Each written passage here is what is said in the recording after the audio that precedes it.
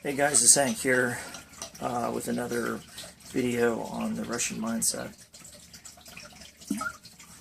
Now, as the research continues, I'm finding some very interesting links, and we're going to enter the realm of some weapons grade, plutonium grade, U-232 grade, high octane speculation here at some point. And obviously this is an ongoing work, but continuing on with the history,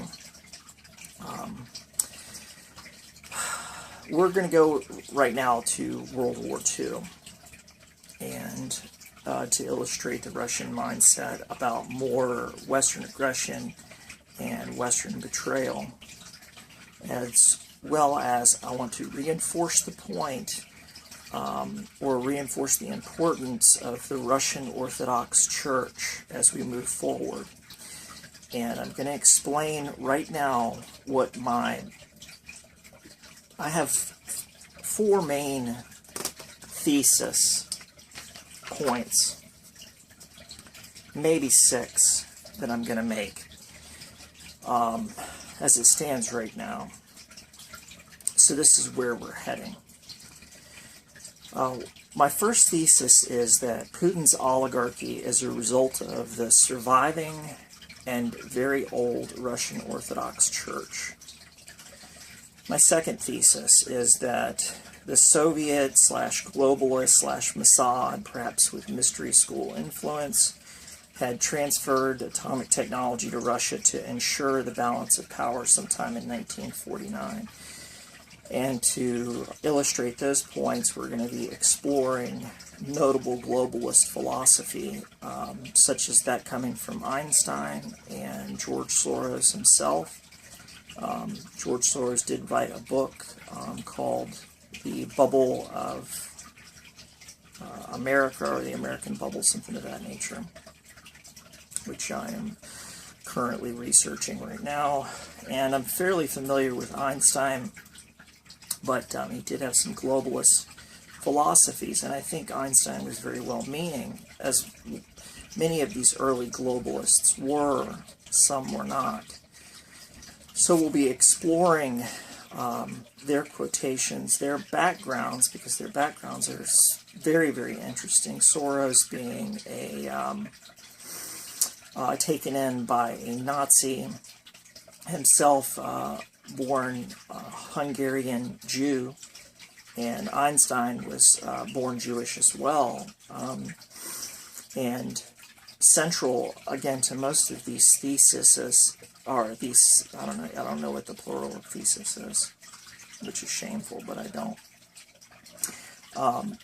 But central to this thesis, or these multiple, whatever, I need to look it up, okay? And if you know, to leave it in the comments section below. I feel like such a fool. But central to the theme of all of this is how important religion is, and how it has played over the centuries, and how it continues to still play. And also ethnicity, things as far as being multi-ethnic, multiracial, multi-ethnic, multiracial states, and how they've interacted over the course of time, because I think that's very too important to understanding the world. Another one of the theses that we're going to explore is, I believe that Russian oligarchs aligned with the Russian Orthodox Church are transforming Russia from a totalitarian communist Soviet state, which then turned into a morally bankrupt, corporatist, fascist, international banking kleptocracy in the 90s, 1991. The same banking cartel, I believe, was responsible for causing so much trouble in the Weimar Republic in the wake of World War I, that Hitler defied and brought economic prosperity almost instantly back to Germany pre-World War II. So Hitler was backed by somebody. Who was he backed by? We'll get into that probably a little bit later. That would be the same international banking cartel that the American colonists rebelled against. Not only King George, but also the very instrument of control that was being used central to London. The early stages of this imperialist banking cartel, this dominion over money.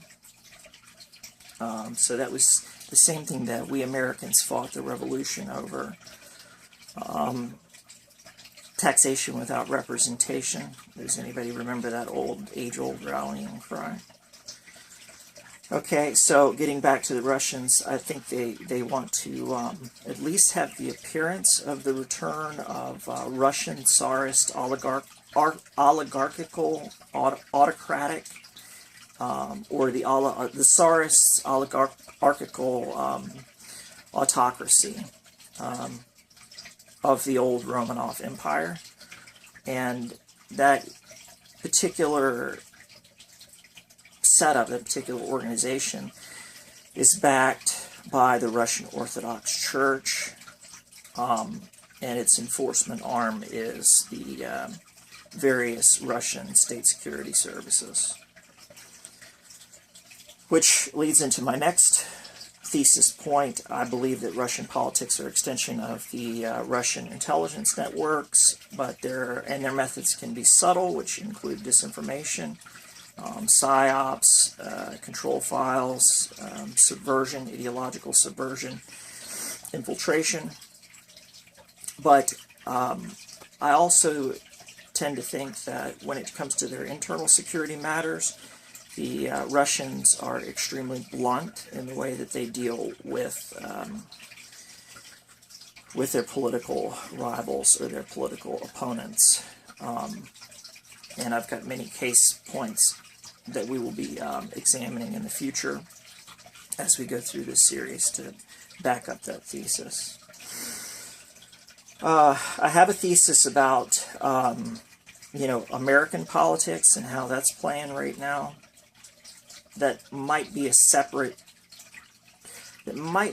entirely separate piece of the puzzle, but it does have to do with the Russian mindset, because the Russians are going to be, or at least the Russian state security apparatus and their foreign intelligence service is going to be much more aware of what's going on in reality as far as what's happening in the United States government than we Americans are privy to, because of the failure that we've seen in journalism and in free speech and freedom of the press, because of the corporatist dominion that we now exist under.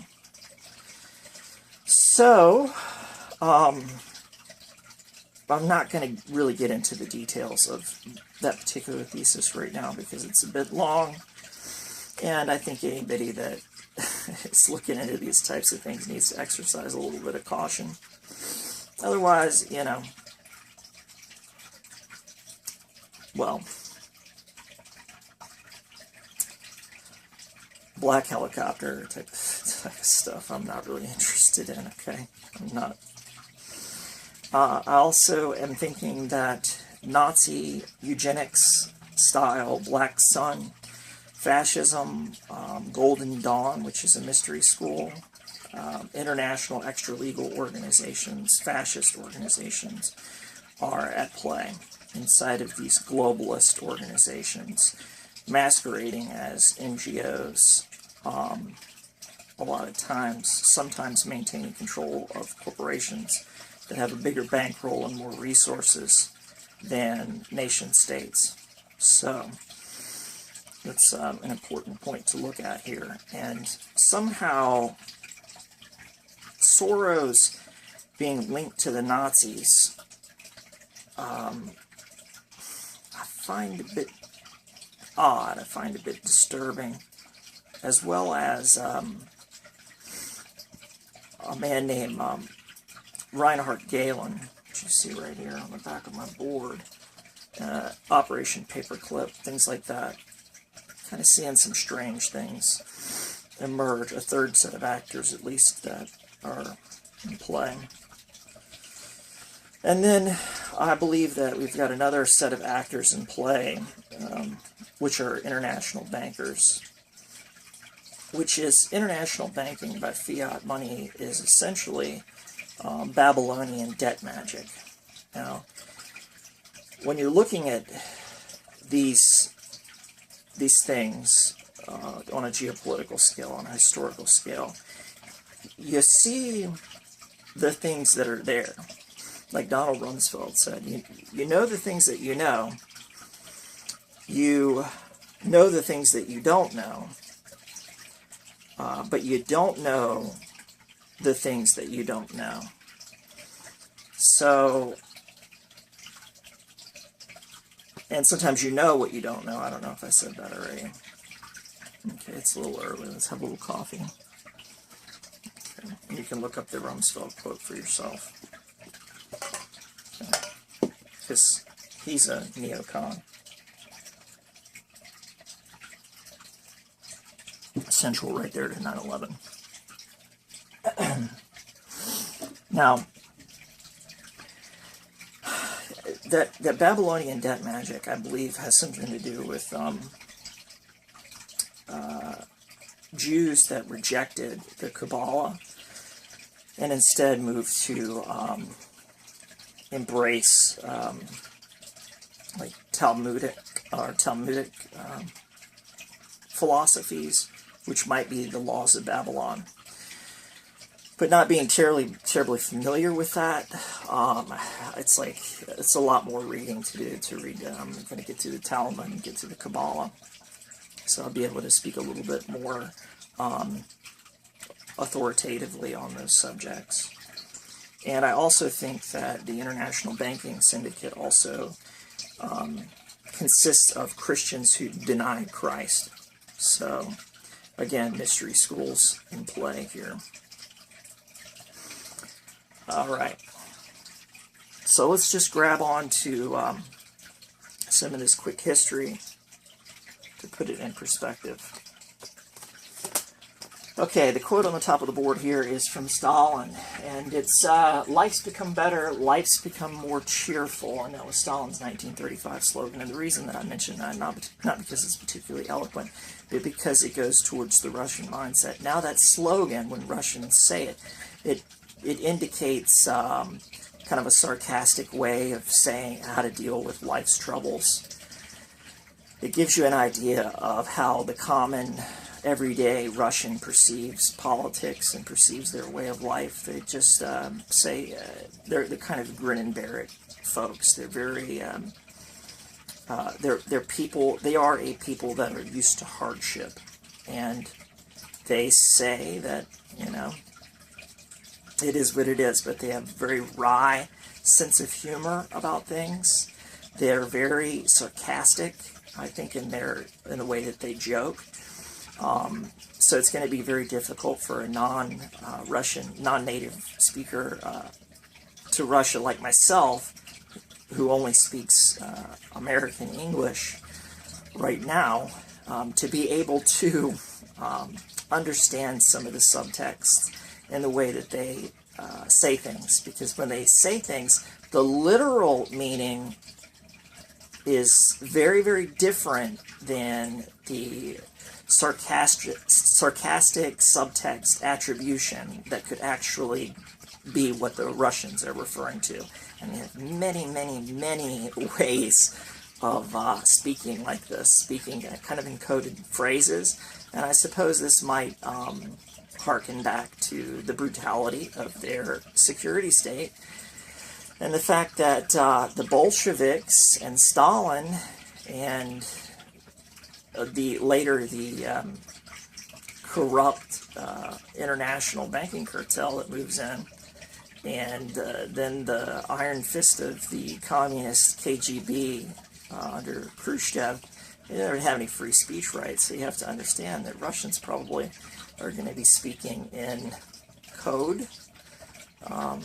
So that's going to be a little bit difficult in the interpretation. So I'm looking for a Russian native speaker or native Russian to begin working with as I expand this investigation.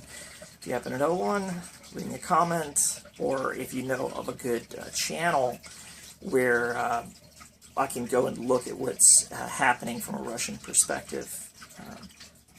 You know, like a YouTube channel, kind of like Serpent ZA does for China. If you could find something similar for Russia, that would be greatly appreciated, because I don't want just things that are coming out of RT or from Russia Insight, because I don't want just the picture that the Russian government is painting for us. I want a picture that that's painted by Russian individuals. Now, it used to be far more easy to come by these videos, because you look up, you're kind of looking at, you know, like these crazy accidents, or, you know, like when Russians, you know, smash into each other with their cars, or, you know, people doing foolish things. I think they call them epic fails.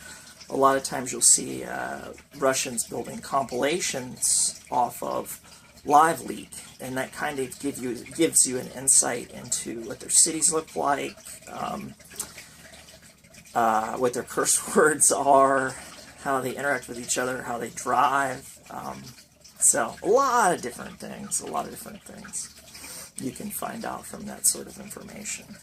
Like I think it was Wild Bill Donovan, or maybe it was Dulles, one of the early founders of the CIA, and I may be misattributing this quote, but 90% of intelligence is available. It's out there. There's only about 10% that you actually need on-the-ground operatives to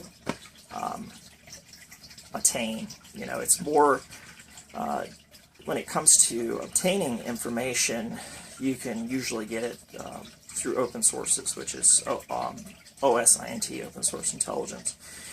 The Black Ops side, it requires embedded operatives, and a lot of times that's going to involve criminal networks, because what they're going to do ultimately is criminal.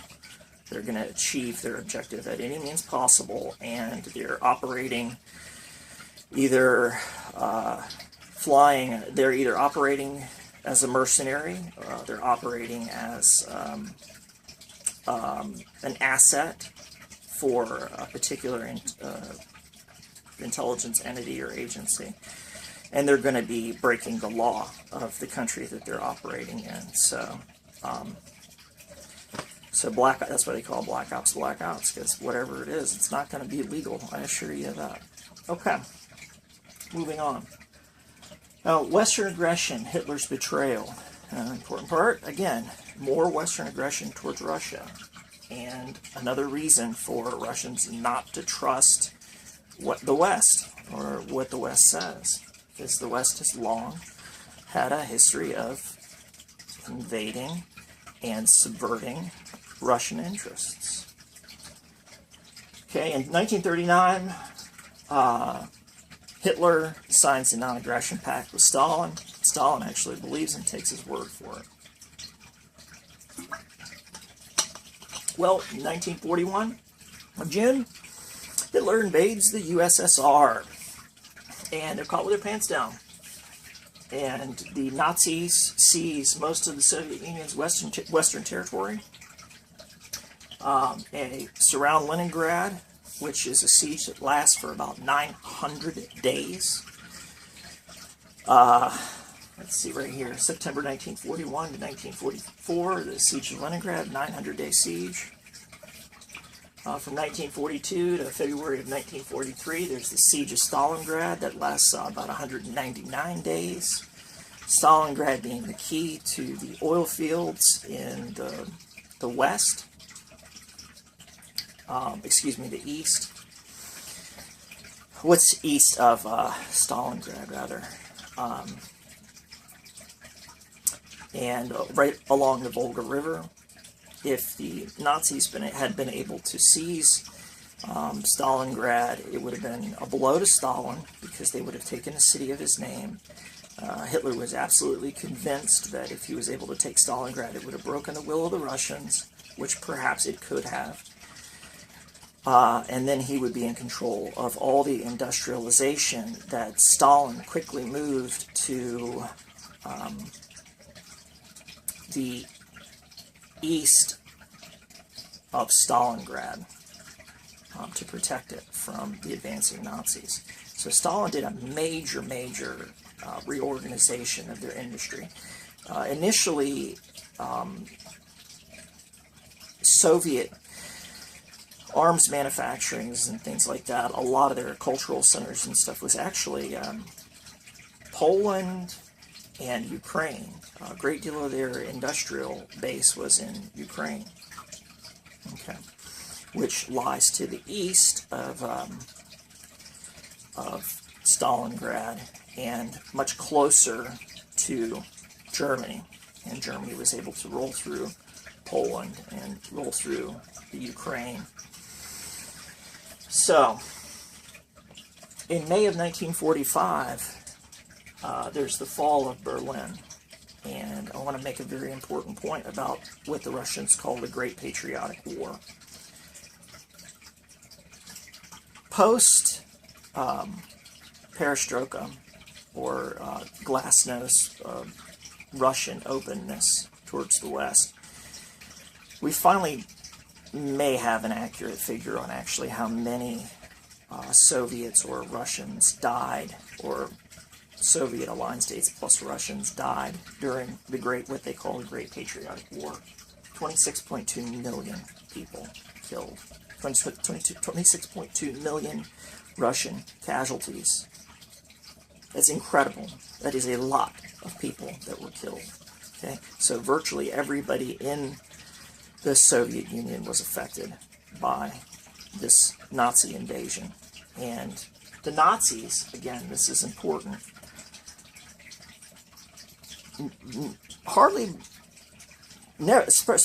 never before in modern warfare, and probably a few times before in ancient warfare, for such a massive mechanistic movement of weapons and troops and strategies and things like that. The kill ratio was 1.5 to 1 in the German favor. Now that in and of itself is striking, because that goes to show the force multipliers that German intelligence and German engineering, the advantage that gave them. 1.5 to 1 is a very high kill-death ratio when it comes to modern warfare. It's scary. Scary stuff. Okay.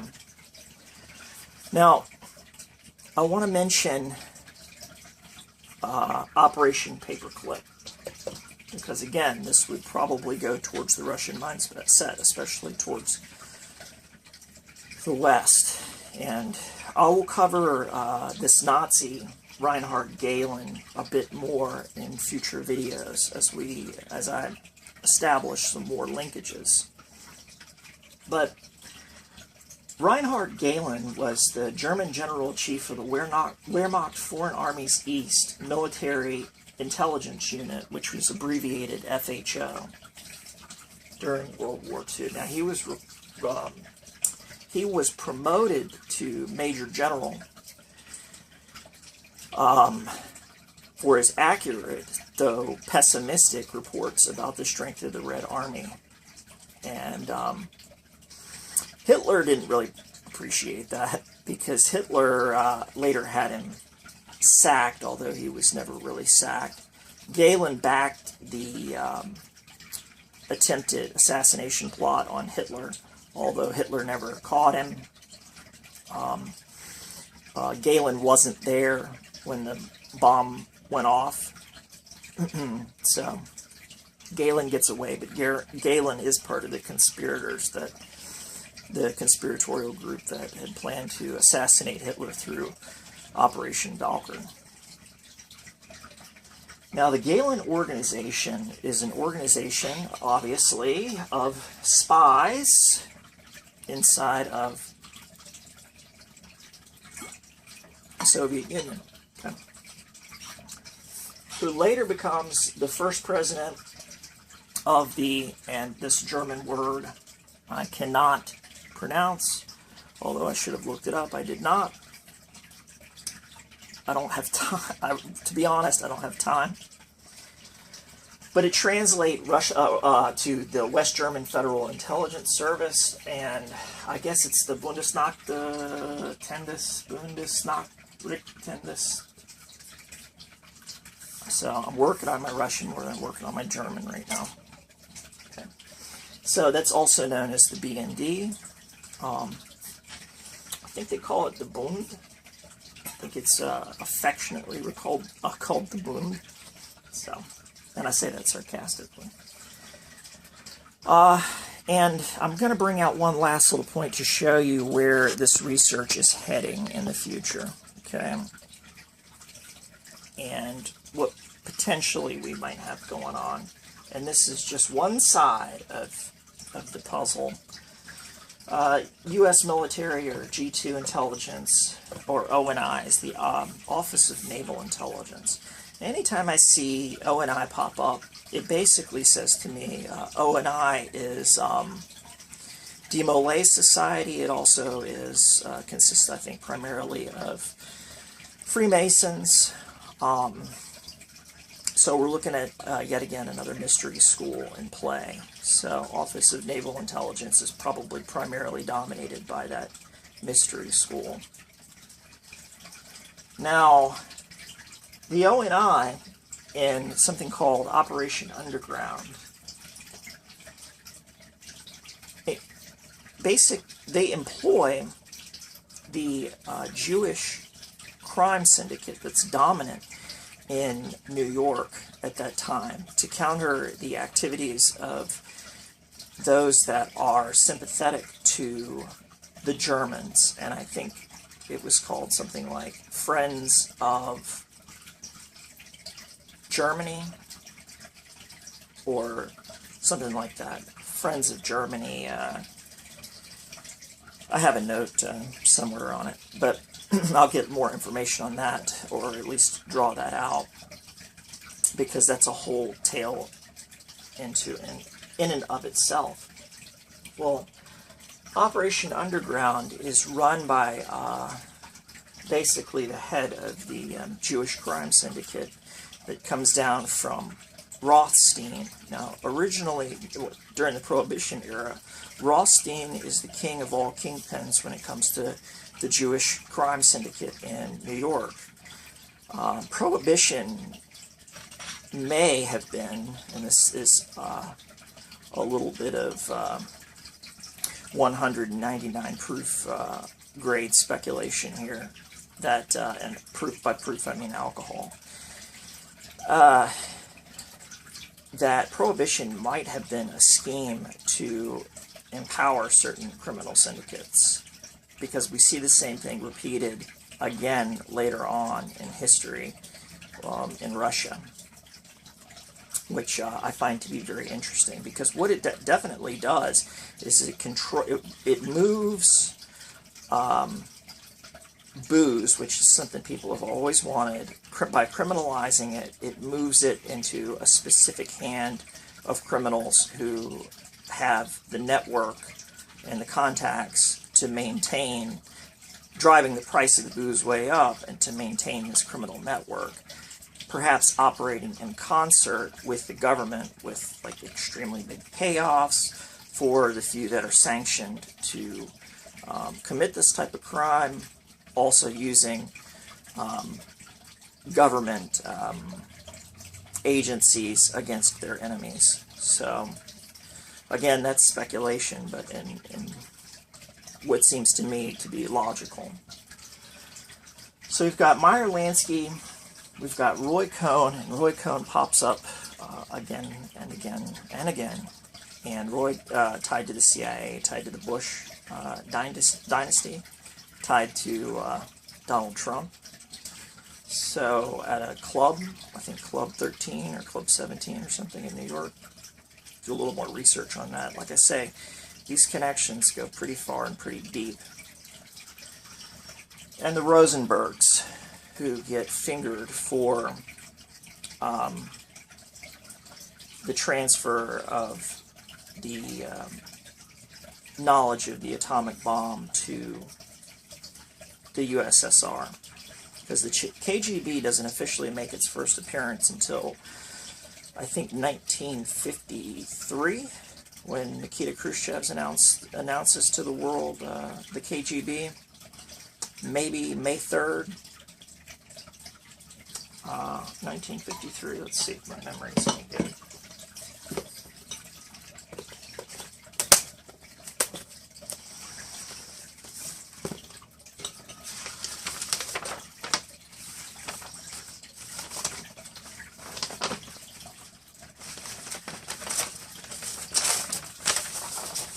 Well, probably not, because I didn't bring my note over, but we'll get to it later. Now, the Rosenbergs were fingered by a guy named Greenglass who worked at Los Alamos Labs, where the Rosenbergs then transferred that information to a third party, which was named, at present I can't currently remember, and then from that group it goes to the Soviet Union. So the North Atlantic Treaty Organization, or NATO, was formed in 1949, in the early part of 1949. And in the latter part of 1949, the atomic bomb, the Soviet atomic bomb, was detonated. So, again, we have an initial show of Western solidification and aggression. In response, the Russians demonstrate that they have the atomic technology, and I guess central to this point here is that the Russians did, after the detonation of their atomic bomb, ask to join NATO, and NATO rejected their admittance into NATO. So again, the Russians are wanting to be want to integrate. They want to be able to open up a trade with the West. They want to become part of Europe, the democracies of Europe, of the United States, and trade and share our culture and values and all these different things. They just don't want their own culture to be subverted and destroyed by Western influence. They want to maintain their culture, and their rulers don't want to lose power to foreign entities. It's pretty clear. It's like that with, I guess, with any state in the world, in any tribe, pre-state. Okay, so I'm thinking, and this again is high-octane speculation. Now, the Mossad is involved somehow with the transfer of the knowledge of the atomic bomb to Russia, or the Soviet Union at that time, because Einstein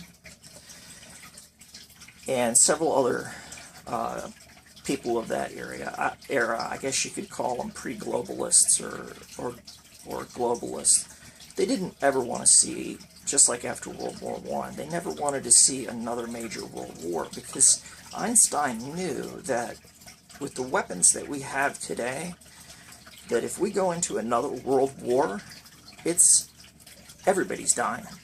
Everybody's dying. And so their idea was to bring all these superpowered weapons under the auspices of one control group, so we couldn't have atomic wars breaking out between nations, solidifying basically creating a monopoly of force. Now, I think people like Einstein and Soros are, well, Soros is still, my opinion is still out on that guy. They thought by monopolizing force that there would be no conflict, and that they could create this utopian rule of all people and help oppress people with their globalist organization and ensure, human rights and so on and so forth.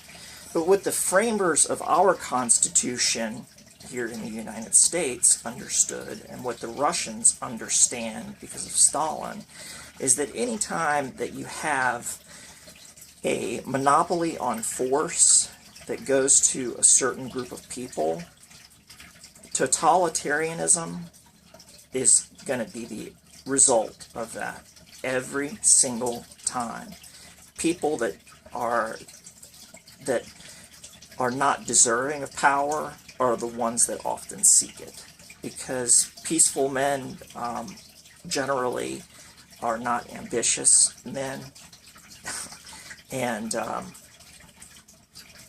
it takes a narcissistic type of personality to want to shape the destiny of other men. So, and a lot of times with these narcissistic, psychopathic, sociopathic personalities, the impression that they have of themselves is very, very different than the way that they manifest themselves in reality. So while they ultimately might believe that they're doing the right thing, they clearly are not. And sometimes when you have people like Hillary Clinton, who's like, in my opinion, modern-day Caligula, they're just thoroughly, through and through, something is psychologically wrong with them. They've either done themselves too much damage with these drugs that are keeping them alive, or the speed, the special type of speed that she's probably doing to try and keep pace. They've taken a bite of that apple that corrupts, and they go totally insane and paranoid, probably for good reason, because they cross all these dangerous people to step to the top. And so they do get extremely paranoid, and in that paranoia they want to lock everything down, and that's what happens when you oppress people, is you become afraid of them, because for good reason they don't like you. How Hillary Clinton is still getting along, I can't put that one together, because she has crossed some extremely powerful people who have got to be very, very angry with her. So, I don't know. Again, that's another point for a whole nother video, for a whole nother series of discussions.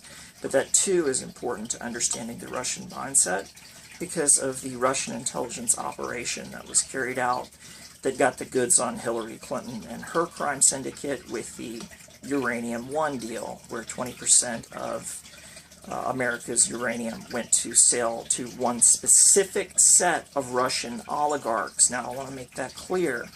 There are multiple, just like here in America, there are multiple factions that are vying for power. So the people that were working with Hillary Clinton might not necessarily have been working with Putin. Okay, and we've got some very odd connections, some Russian connections, Ukrainian connections to look at, the Ukraine-Crimea situation. Paul Manafort, he does play into this whole thing, because he and McCain meet in Montenegro with a Russian oligarch.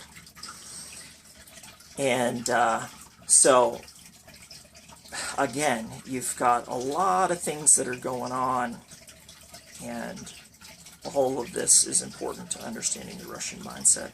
So next time I'm going to go on into the post-Stalin Russian era, and we'll start talking about Nikita Khrushchev. It's been Hank. Catch you on the flip side.